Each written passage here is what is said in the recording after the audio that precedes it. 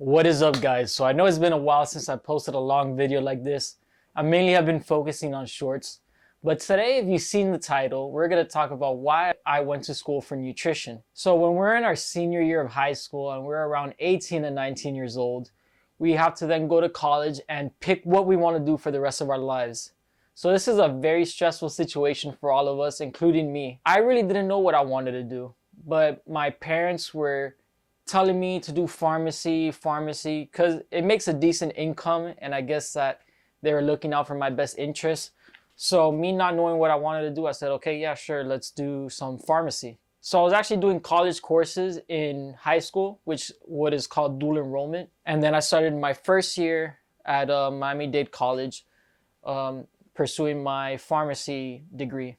But then quickly I noticed that that's not what I wanted to do, because I see that pharmacy, they try to treat the symptom and never the root cause. But don't get me wrong, I don't think that pharmacy is completely useless, because for some certain illnesses that ashwagandha can't fix or any vitamin, I believe there's a time and place for pills and certain medications. But I think the industry in general is a little shady, and they overprescribe medication compared to having lifestyle changes. I also know that it's with society that they don't really care to change their lifestyle. They just want the quick fix.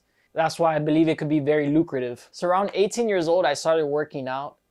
And it's pretty cool when you first start working out that you actually gain flesh on your body, that you could build muscle and be able to grab it as a tangible source of your work. It's kind of miraculous, actually, that we never consider to think about it, that this is like additional organs that we're creating by hitting the gym and proper nutrition. So I grew a fascination with nutrition because I just found this so cool that with eating the right things, we could change our health. We could change how much muscle we have. We could change our brain chemistry. And then when I started learning about nutrition, I learned about something called epigenetics, which means that we can actually change our genetics for our future offspring with what we eat, for the good and the bad. So I found that extremely interesting as well. So a light bulb just clicked in my head and I said, I should just pursue my degree in this. The only downside though is that dietitians don't make that much money. They make roughly around 60 grand a year. And that honestly kind of bothered me because I've been in school for around 6 years. I already have my bachelor's, as you see here, and I finished with my master's this semester. Then I have to go through an internship for 8 months in which I have to pay to work for free. Yeah, wrap your head around that. So in that aspect, that kind of bothered me because I'm not obsessed with money, but with inflation and everything that's going on now, it's very important to have a decent livelihood so I could focus on what I want to focus on. If I'm constantly worried about money, I can't put in the time to research nutrition as much as I want to. So yes, I'm finally 1 semester away from finishing my master's. And apart from studying nutrition, I also apply a lot of the research to myself. So I kind of treat myself like a science experiment. And I've tried basically every diet that's been out there. I've tried keto. I found keto pretty cool because it's a fast weight loss, because you lose a lot of water weight fast, because glucose, when it's digested, it turns into glycogen, and glycogen stores water in the muscle. So when you reduce the amount of carbohydrates that you have, you reduce the amount of glycogen in your body. So that's when your muscles look sharper and the veins come out if you're relatively lean. So I found that cool. The only part I didn't find cool was the constipation I had from the lack of fiber. So for that reason, I wouldn't recommend it because it's not as sustainable as other diets. I've also tried intermittent fasting. I say try, but I still incorporate intermittent fasting to this day. I like it a lot because it gives my body time to digest the food that I previously had yesterday. And so I get most of my work done when I'm fasted.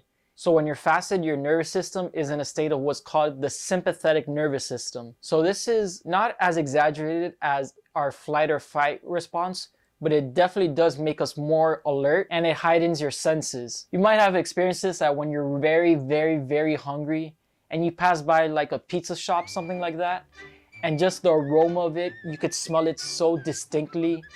This is because your senses are heightened when you're hungry. and also you begin to salivate from the mouth. So you can use that to your advantage and get most of your work done in a fasted state. So what I would do is when I would wake up, I would drink a big jug of water, and then after 1 to 2 hours, then I'll have my first cup of coffee, black coffee without milk, with the Splenda, because or not, it just tastes not that good. And then I'll fast for around 2 to 3 hours. Then I'll be drinking sparkling water throughout the day to keep my stomach full, and just basically try to push your first meal as far ahead as possible. Then when you are hungry to break the fast, I recommend breaking the fast with fruit, because your body could digest the nutrients way better compared to when there's food already in your digestive system. So you could have like an apple, a banana, whatever fruit you choose, and then try to delay eating for around another 1 to 2 hours, and then you could have a nice big meal and then another meal later on in the day. And the reason why people do this is because it's much easier to stay in a caloric deficit, which basically is fancy to saying eating less calories than what your body needs. I've also tried the vegan diet. I've been vegan for 6 years, and this is another topic in its own. I'm no longer vegan. I currently eat salmon and I have cheese from time to time. The vegan diet is very good because it has a lot of micronutrients in it, and compared to the standard American diet, it is way healthier. The only reason I stopped being vegan is because, one, it takes a lot of planning. That I won't lie. You have to plan out all of your meals. In situations where I have a hectic day and I have to get from somewhere to somewhere else and I don't really have time to cook all my meals at home, I would have to settle for things with a lot of plant oils and vegan foods that are highly processed. I would go to Chipotle to have a fast food meal. Taco Bell, but still these are not the healthiest. Well, Chipotle is pretty healthy, it just has a lot of salt, but I wouldn't consider it the healthiest if you don't diligently plan all your meals ahead. Also, it's not as easy to get your protein in.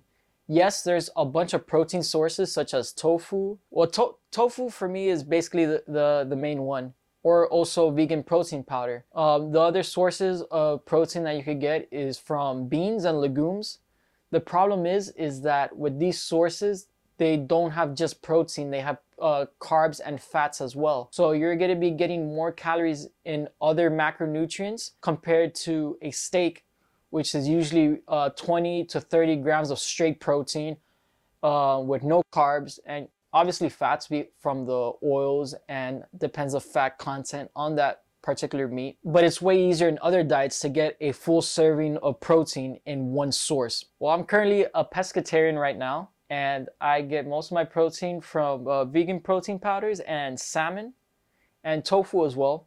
I like salmon a lot because it is so nutrient dense. It has a lot of vitamin D, which if you've seen my previous videos, you know how important vitamin D is for testosterone and also overall immunity. There is actually a study of patients with this disease that just happened that starts with a C, and it showed the amount of people that died and the amount of people that had, and it showed the amount of people that had severe complications with this disease. And it turned out that the majority of the people that either died or had severe complications from this illness were vitamin D insufficient, which I don't know why this is not talked about as much. Instead, they recommend other medications that we could or could not talk about right now. But I believe that vitamin D is just a vitamin that is so overlooked for overall health, but in the importance of vitamins, vitamin D is up there. So that about wraps up this video. I wanted to do this quick video so you guys could get to know me a little bit more and not just see me as some bald guy giving advice to the camera and not knowing who I am. So if you're not yet subscribed to the channel, make sure to hit the subscribe button and like the video as well. I post nutrition shorts almost every day, and I'm gonna start posting more long form content like this. So I'll see you guys in the next video.